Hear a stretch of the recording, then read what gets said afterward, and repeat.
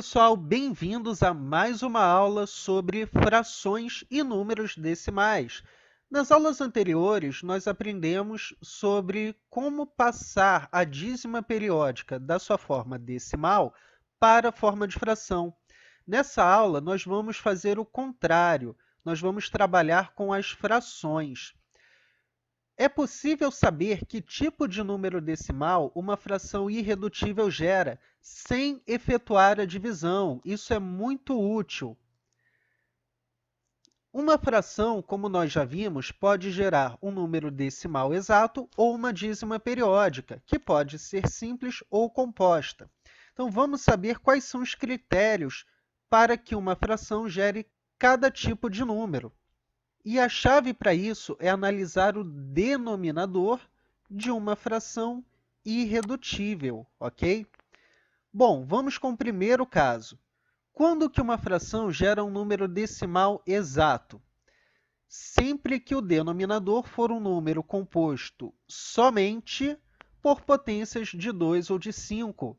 A palavra somente é muito importante, não é à toa que ela recebeu tanto destaque. Então, sempre que o nosso denominador for um número que é composto somente por potências de 2 ou de 5, eu posso cravar que o número gerado será um decimal exato. Vamos a alguns exemplos. Primeiro exemplo, 7 sobre 5. Bom, o denominador é uma potência de 5, então, com certeza, eu vou gerar com isso, com essa divisão, um decimal exato. Qual decimal eu vou gerar? Bom, aí eu só vou saber realmente efetuando a conta. Se a gente quiser confirmar, vamos efetuar a divisão. E aqui nós temos o resultado 1,4, que é um decimal exato.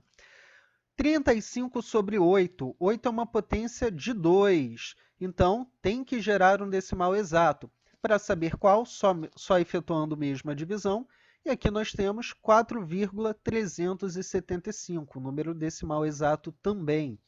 Terceiro exemplo, 3 sobre 20. Também vai gerar um decimal exato, porque 20 é produto de potências de 2 e de 5. 20 é 4 vezes 5. Então, tem que gerar um decimal exato, porque ele é composto somente por potências de 2 e de 5. E aqui, esse número dá até para calcular de cabeça. Vejam só, 3 dividido por 2 é 1,5, mas eu estou dividindo por 20, então eu tenho que pegar esse 1,5 e dividir por 10, e aí eu vou obter o número 0,15, ok? Pessoal, esses exemplos foram só para que vocês verifiquem que realmente a nossa regra vai dar certo, ela vai funcionar. Nós não queremos fazer essa divisão, ok? Essa regra existe para que a gente não precise fazer a divisão, para que a gente reconheça que vai gerar um decimal exato só de olhar para a fração, ok? Mas aqui, para comprovar, eu coloquei o resultado decimal também. Agora, quando que a nossa fração vai gerar uma dízima periódica simples? Sempre que o denominador for um número composto somente por números que não sejam múltiplos, nem de 2, nem de 5. É exatamente o contrário da regra anterior. Se na regra anterior eu precisava de um denominador formado somente por potências de 2 e de 5, aqui eu não quero fator 2 nem fator 5. Vamos ver alguns exemplos. 2 terços. Bom, meu denominador não tem fator 2 nem fator 5, então com certeza ele gera uma dízima periódica simples. De fato, ele gera um número 0,66666, ok? Lembrando que a dízima periódica simples é aquela em que a repetição, ou seja, o período, vem logo depois da vírgula.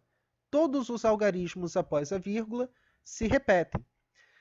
Segundo exemplo, 5 sobre 13. 13 também é um número primo, não tem fator 2 nem fator 5. A sua forma decimal é 0,384615.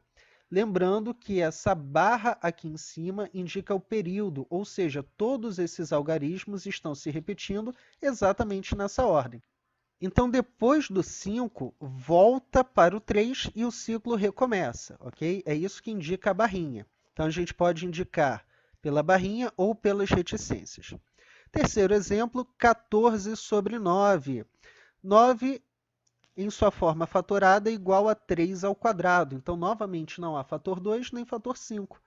Portanto, vai gerar uma dízima periódica simples, que no nosso caso é 1,5555. Então, para que a nossa fração gere uma dízima periódica simples, basta que não haja nem fator 2 nem fator 5 no denominador, ok? Por fim, nós temos a dízima periódica composta.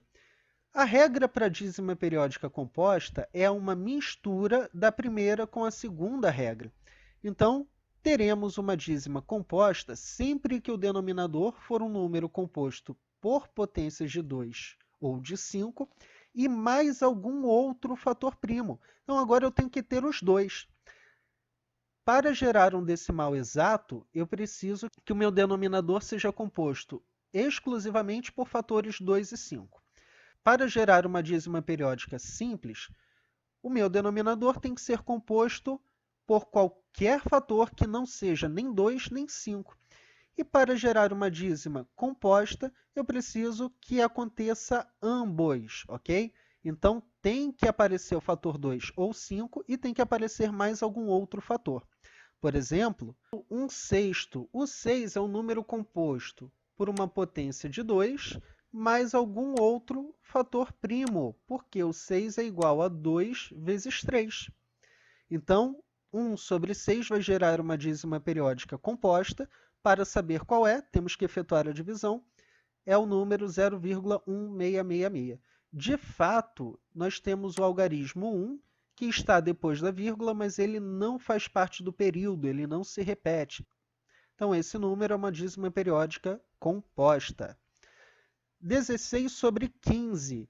Da mesma forma, o 15 é composto por uma potência de 5 e mais algum outro fator primo, que é o fator 3. Então, temos novamente uma dízima composta.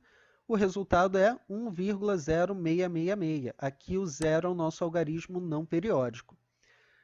Mais um exemplo, 3 sobre 14. 14 é 2 vezes 7. Então, de novo, potência de 2 mais algum outro fator primo, que é o 7. Nosso resultado é 0,214287. Notem que agora a barrinha começa no 1. Então, 2 não faz parte do período, tá certo? Então, é uma dízima composta. Por fim, 55 sobre 26. 26 é igual a 2 vezes 13. Então, cumpriu a nossa regra, tem que gerar uma dízima composta. Fazendo a verificação, nós temos 2,1153846, sendo que este primeiro 1 ele não é parte do período, tá certo? Então, agora vamos para um exercício para a gente trabalhar em cima desses conceitos, fixar a regra. Classifique cada fração a seguir em decimal exato, dízima periódica simples ou dízima periódica composta. Então, vamos para a letra A. 3 sobre 25. 25 é uma potência de 5. Não tem nenhum outro fator além do fator 5. Então, pelo que a gente viu, tem que ser um decimal exato. Então, o número que a gente atribui para o 3 sobre 25 é o número 1. Bem tranquilo, é só analisar o denominador. 7 meios. Bom, 2 é uma potência de 2 unicamente, então, novamente, vai dar um decimal exato. 9 sétimos. Bom, 7 não tem nem 2 nem 5, não tem esses fatores. Então, ele tem que ser uma dízima periódica, só que uma dízima periódica simples. Portanto, vamos colocar o número 2. Letra D, 5 sobre 22.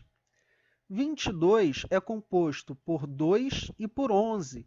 Então, ele tem o fator 2 para gerar o decimal exato, mas ele também tem um fator diferente de 2 ou de 5, que é a dízima periódica simples. Quando ele combina as duas regras, nós vimos que nós temos uma dízima periódica composta. Então, para o 5 sobre 22, vamos colocar o número 3.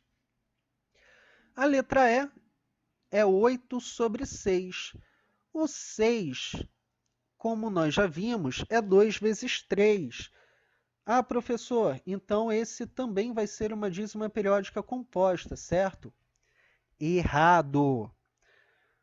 Por quê, pessoal? Isso é muito fácil de deixar passar. É porque o 8/6 não é uma fração irredutível. Ele pode ser simplificado. E para a gente aplicar essa regra, é preciso que a gente tenha uma fração irredutível. Então, aqui, por incrível que pareça, o 8/6 vai gerar uma dízima periódica simples. Por quê? Porque 8/6 simplificado é igual a 4/3. Então, o nosso denominador é somente composto por um fator diferente de 2 ou de 5, e aí gera dízima periódica simples. É muito importante que a gente aplique a regra somente quando a fração for irredutível. Se ela puder ser simplificada, é muito perigoso aplicar a regra. Transforme primeiro em fração irredutível, senão você pode cometer erros como esse, ok? Pessoal, na próxima aula nós vamos aplicar essas ideias a questões do Colégio Naval. Então, espero que vocês tenham gostado. Qualquer dúvida, deixem aí nos comentários. E grande abraço, até a próxima aula.